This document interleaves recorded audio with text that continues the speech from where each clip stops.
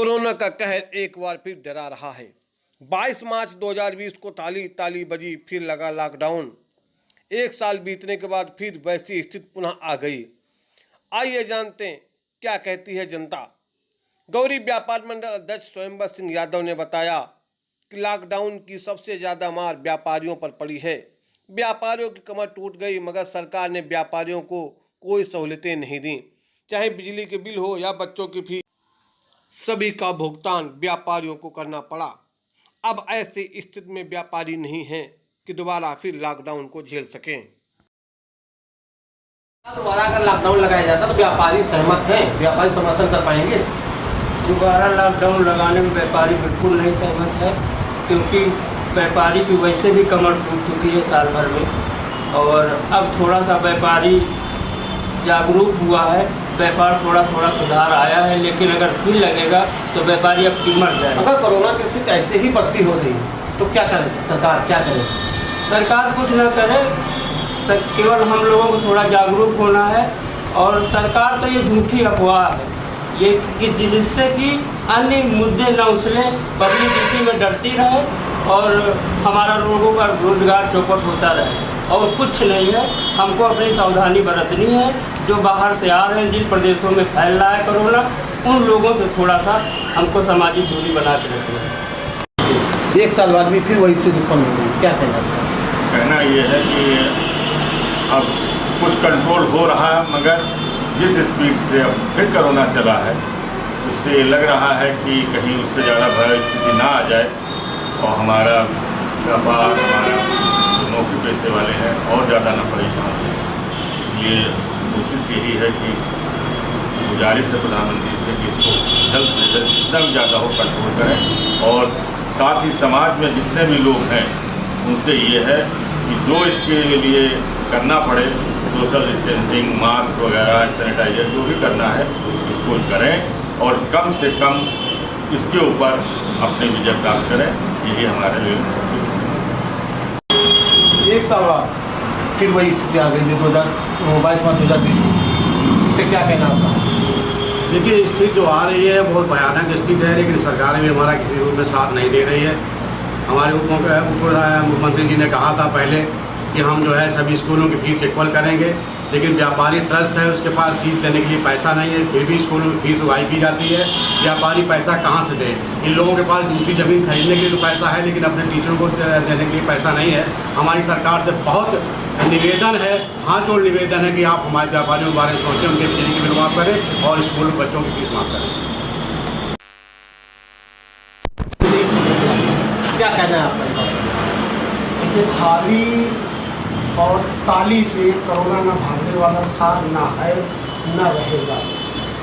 ये तो हमारे प्रधानमंत्री श्री हमारे आदर्श हैं, उनके कहने पर लोगों ने ताली थाली बजाकर अपना जो समय व्यतीत नहीं हो रहा था लॉकडाउन से, या लोग घर में बैठे बैठे त्रस्त थे, तो एक मनोरंजन से उन्होंने लिया।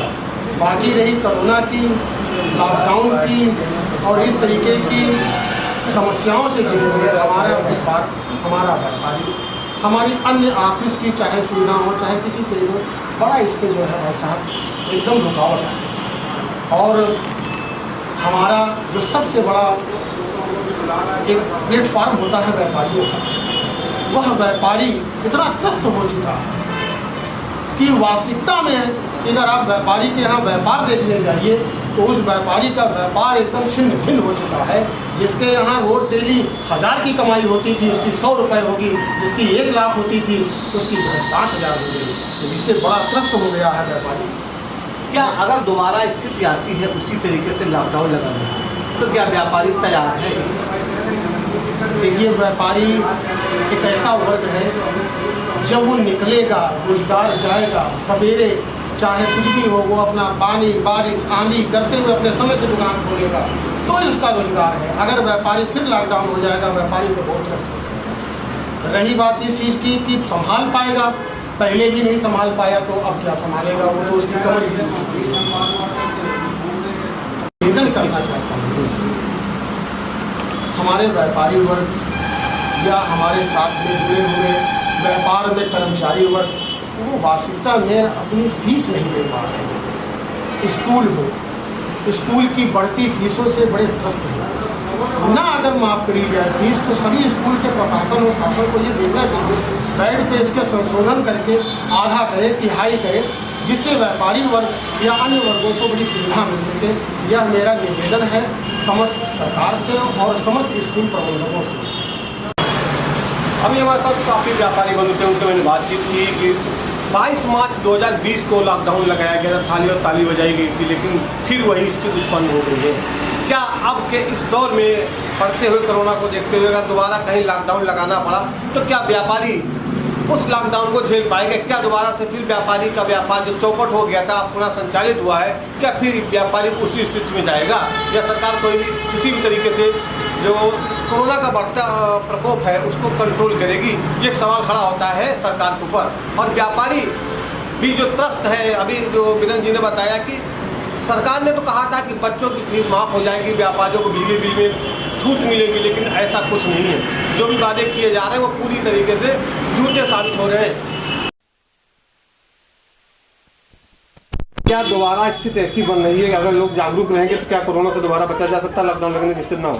लोग अगर जागरूक हैं और अपने आप में सचेत हैं, वो ठीक से मास्क का यूज़ कर रहे हैं और अपनी दूरी बना रखते हैं तो वो लॉकडाउन की स्थिति नहीं आएगी।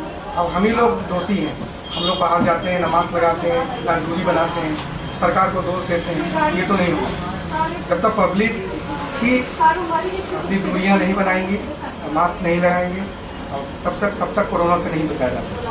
कोरोना में टीका आ गया, टीका तो 90% 80% बचत है, लेकिन उसके साथ साथ हम अपनी दूरी मेंटेन नहीं करेंगे, ज़्यादा भीड़ भाड़ के इलाकों में नहीं जाएंगे तो ये कोरोना में लॉकडाउन की स्थिति नहीं आएगी। अगर हम ग्रुप के साथ घूमेंगे, अपने फेस्टिवल मनाएंगे अच्छी तरीके से तो कोरोना आगे बढ़ेगा और लॉकडाउन की स्थिति आएगी। लोग लापरवाह हो गए। पहले तो लोगों में भय था, खौफ था, पर इस वक्त लोगों में खौफ नहीं देखने को मिला कोरोना को लेकर। भय का कारण ये कि लोग अपने आप में एक जिसे कहते हैं कि लापरवाह है, लोग ही लापरवाह है। तो लापरवाही की तो कोई दवा नहीं है ना, कोई टीका है ना कोई वैक्सीन है। वैक्सीन भी आ गए हैं, लगाई जा रही है, लेकिन फिर भी लोग जो है नहीं, वैक्सीन जो आ गए फिर भी लोग लगवाना नहीं चाह रहे हैं। नहीं लगवाना नहीं चाह रहे, कुछ लोगों ने उसका गलत एडवर्टीजमेंट कर दिया है कि लगवाने से प्रॉब्लम होगी या लगवाने से चाइना ने कोई सा उसमें गलत प्रोटीन डाल दिया है जिसके वजह से ये सब प्रॉब्लम आ रही। नहीं, ऐसा कुछ नहीं है। जो वैक्सीन है इंडियन वैक्सीन 100% ठीक है और लोगों को लगवाना चाहिए।